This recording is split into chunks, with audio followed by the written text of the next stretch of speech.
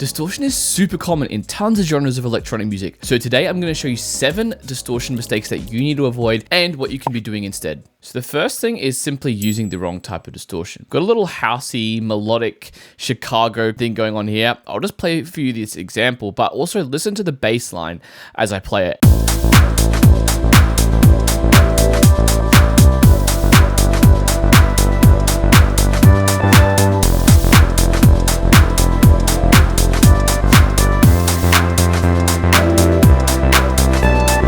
So it's a pretty sort of mellow bass line, right? It's very saw bass. It's just an analog instance in Ableton, and it's got a little bit of processing on, just a bit of chorus for now, but everything else is pretty much turned off, and a bit of a sub boost here on the EQ. I've got this ultimate distortion rack, which I'm going to use to demonstrate this concept. Now, this is a bunch of Ableton's distortion with the best settings, I think, that work in every single genre, all in one rack, so you can just literally dial in these things.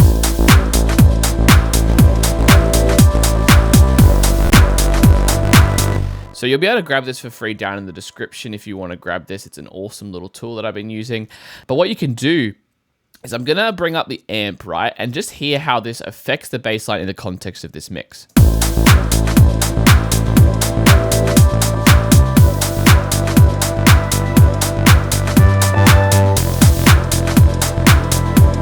I've just brought up the sub boost there a bit as well to kind of help with that. But to be honest, it sounds a bit too thin to me, and it's not really the kind of distortion that I'm going for. It's a bit too gritty.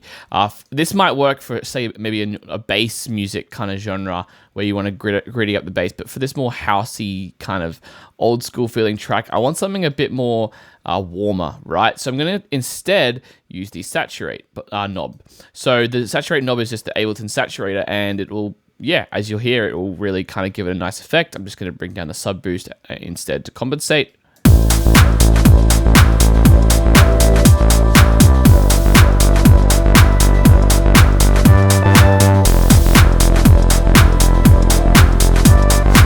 Beautiful result there, right? It's a much more subtle type of distortion, which again is what I'm going for in this context. In another context, you might be wanting to go for something more intense. And it just is a lot nicer. I can obviously turn this off and hear it with and without.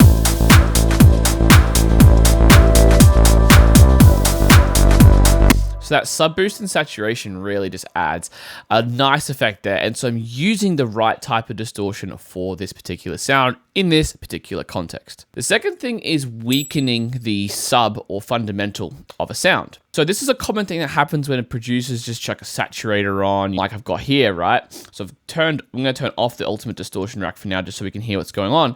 And what I've done here is I've mapped this no loudness saturation knob to both the drive and the output gain on Ableton saturator, so that as we increase the amount of distortion, we're not getting extra loudness, we're just hearing the resulting distortion. Now I'm going to double click on this EQ, and we'll see what happens as we increase this no loudness saturation knob, and pay attention to what's happening in the low end of this bass sound, right? Because it's very important to see what's going on.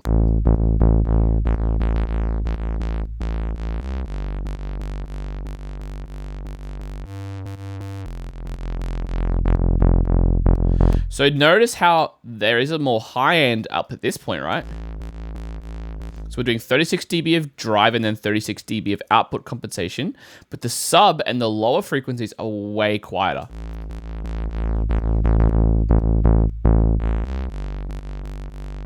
Right? And this is what happens when you're using a lot of saturation and distortion, is that it actually weakens the fundamental.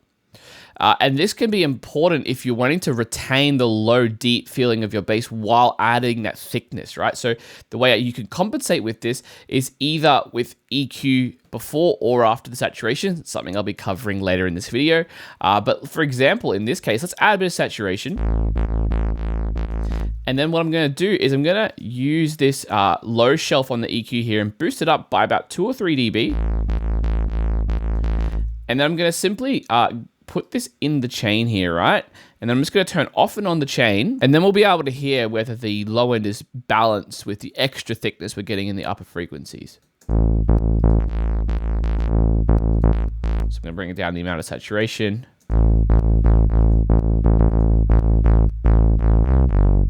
So that 2.3 dB there is actually adding back the lost low end we get, right? So it's very important to consider this when you're adding saturation, and it's why I've included this little sub boost, even though it's pre-distortion, on the ultimate distortion rack, because you do lose low end when you are distorting. So number 3 is adding upper mid harshness. Now, adding a ton of distortion can tend to, especially with more melodic sounds, I'm just going to go to my music resample here, which is this little resample layer I've got of a chopped music sample. I'm going to grab the ultimate distortion rack and I'm going to just chuck it on here for now. And I'm going to turn it on and I'm going to add, I reckon, some distort, which is the pedal device. I'm actually going to add a bit of crunch and drive as well. Just see what we can get. The saturation is quite high at the moment, so that's probably why it's a bit loud. I'm going to turn down the sub boost.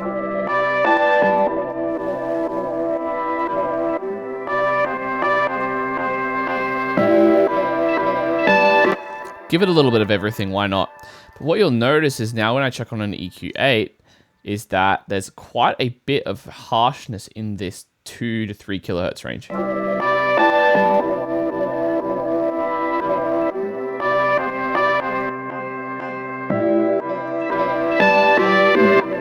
You can see there's extra frequencies, so if I go even more intense, right?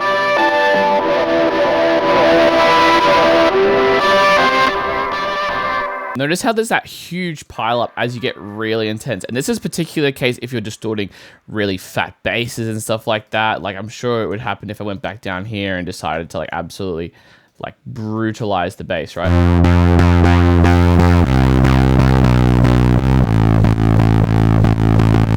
We get a ton of these frequencies. There we go. So you can see this happens on pretty much any sound, right? And what you want to do is simply, again, using EQ as kind of a tool to tame the end result of the distortion. It's the best course of action, right? So you'll see here, I can just grab this little cut around here and just also put the headphones on so we're listening to which frequencies we're cutting. I'm going to narrow the Q a bit.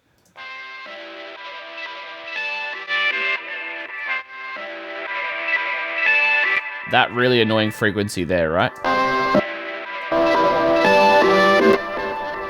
And then also you might have some extra low end harshness, which you can cut out.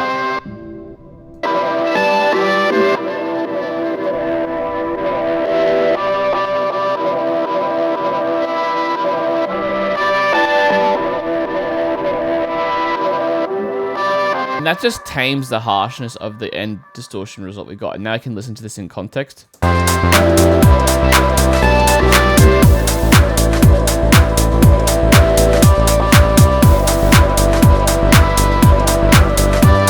Kind of has a cool effect, but again, I'd probably dial back the overall effect. But yeah, just pay attention to that 2 to 3 kilohertz range when you're doing these effects and you'll be happy. And this leads me to number 4, which is just not EQing your distortion correctly. Now, this is important because, again, as I mentioned earlier, you sometimes have to EQ before distortion and you sometimes have to EQ after distortion. And knowing when to do either is super important, right? Again, going back to our bass example here, you'll notice that in the ultimate distortion rack, I had the sub boost into these effects. That's because watch what happens when I boost up the sub, right? I'll just solo it again. Bring down some of these effects and I'll boost up the sub.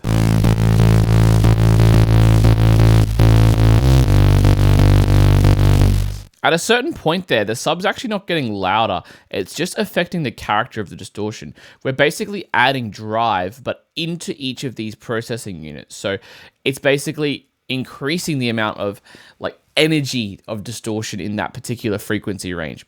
Now, this is a different effect to, let's say I had an EQ like this afterwards, and instead I'll just bring up the Q, bring down the frequency, and I'll just bring up the gain here. Listen to how this sounds different.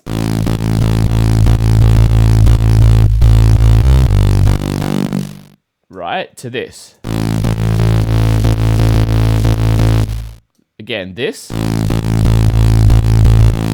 Not affecting the distortion, we're just getting extra lows, right? This, a more aggressive distortion type, right? So this is really important to understand. And this also means that before you're gonna distort a sound, let's say you've got like a saw wave like this, what can be really cool is actually pulling out certain harmonics out of the saw wave. So you'll see on here, turning this off, so just so we can match what we're seeing with what we're hearing. We've got a bit of mid-range frequencies, right? And perhaps we want to get a low-pass filter and really just highlight this, right? And you'll notice, again, going into the distortion, even with that low-pass off and on, right? You'll see how it changes the distortion response so drastically.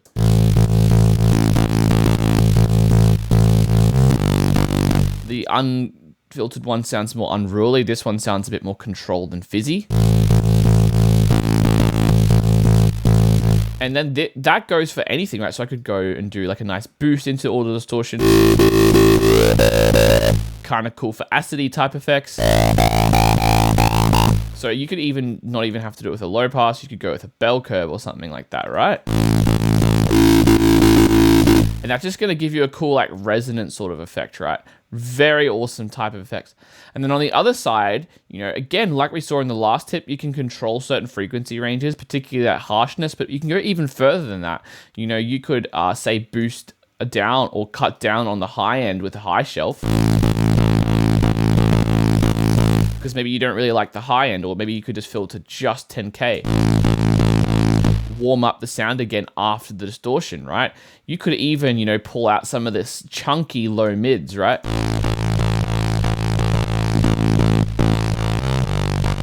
Which happens when you distort quite a bit, right? It gets very full in those low mids because the fundamental, especially with bass, is getting quite saturated. So EQ before and after your distortion correctly, and that'll set you up for a win. So mistake number 5 is not using parallel distortion, right? If you have distortion, like say in this distortion rack, one thing you can do with the distortion rack, which is pretty cool, is actually group it again, add a second chain with just no rack on and then one with the rack on, and then blend in the dry signal, right? So you could actually just blend up unprocessed version of the bass, or in this case the music resample, and see how that kind of works in there, right? Because what happens is if you just have distortion and you're not really controlling it with any original signal, it could be over the top. Now, one good thing with the Ultimate Distortion Rack is all of these knobs have dry wets built in, so you're not just adding distortion, you're actually when all these are turned down, you're getting a clean signal, right? So you're getting a fully dry signal, which is pretty cool. But because we're adding quite a bit of distortion here, it can be nice just to have a bit more of the original signal there, just as like an anchor for the amount of distortion we're adding. And then it also means I can go a bit more wild with these types of distortions. I can increase them and kind of go a bit more unruly, and then bring down the volume of the wet signal, and then compensate and blend it with the dry version, right?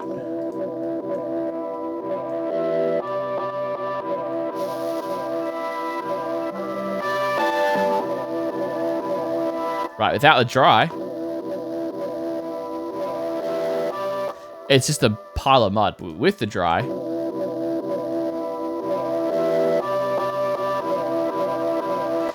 the distortion just has something to anchor it in there, right? So it's a much cleaner resulting effect. Obviously, when you're doing these type of dry wet balances with distortion effects, you want to make sure that the overall loudness is still maintained.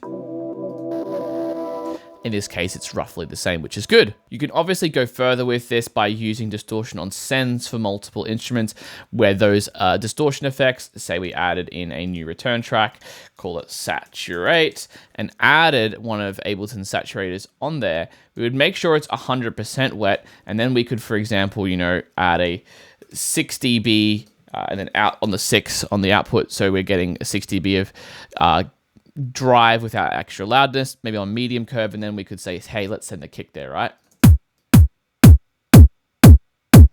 Still getting the dry version, but now I can add like a bit of extra punch on that kick, right? It's really cool. Let's hear it in the context of the mix. Let's turn off the distortion rack on the bass.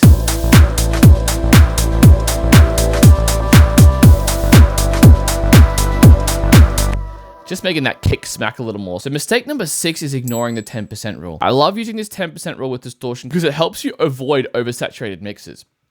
And basically the general premise here is to dial back any distortion you add by 10%.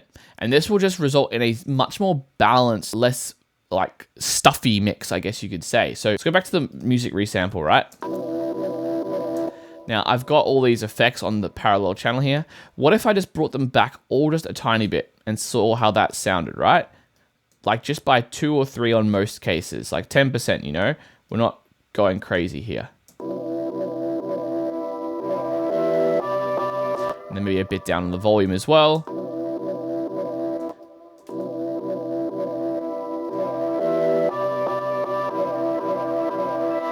It's a very, very subtle difference, but it just sounds still the same, but a little more controlled. And that's kind of what you want, is these little 10% differences, especially when it comes to distortion, do add up. So if you're ever worried about overdoing your distortion, whenever you add it, just go onto the channel and, you know, take the things back by 10%. It's going to just result in a much cleaner result in most cases. And of course, mistake number 7 is simply using distortion too often. As you'll notice here, I'm not using distortion on any of my drums. I'm not using it on my pad. I do have the rack loaded up here, but I'm not using it. I'm not using it on this pad. I am using it on the music resample, and I am using it on the bass though. So this is just a nice warning to say you don't have to use saturation or distortion on every single channel. You can, and obviously in those cases, you'll want to use it less on certain instruments and more on others. For example, I could saturate all my drums just a little bit to get some warmth, but compare that to say maybe these vocal cuts I've got in the background here. Maybe I wanted to go grab some overdrive and just kind of drive them up a bit, right? And I could go for a much more aggressive feel on certain instruments where it's required or needed. The flip side of this coin, though, is I would say the alternate mistake is to not use distortion at all. Distortion is scary, and in certain styles, it's less common than others. However, I do think it's an effect that in certain styles, people don't tend towards.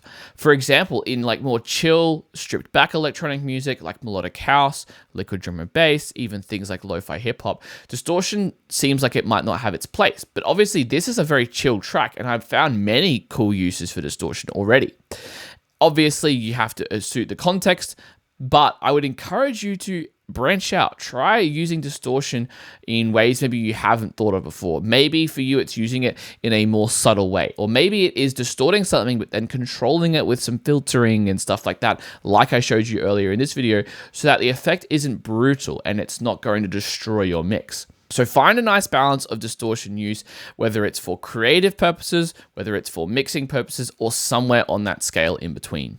And friends, that is 7 distortion makes that you're probably making. I hope you found these solutions helpful. If you really enjoyed the demonstration of the ultimate distortion rack, that can be downloaded for free down in the description right now. All you have to do is chuck in your name and email, and I'll send it to you via email right now. Hope you enjoyed this. Do all the normal stuff. Like it if you thought this was a good tutorial. Subscribe if you want more like this. And leave a comment on what you want to see on this channel next. I would love to hear. All right, until next time, guys, happy producing.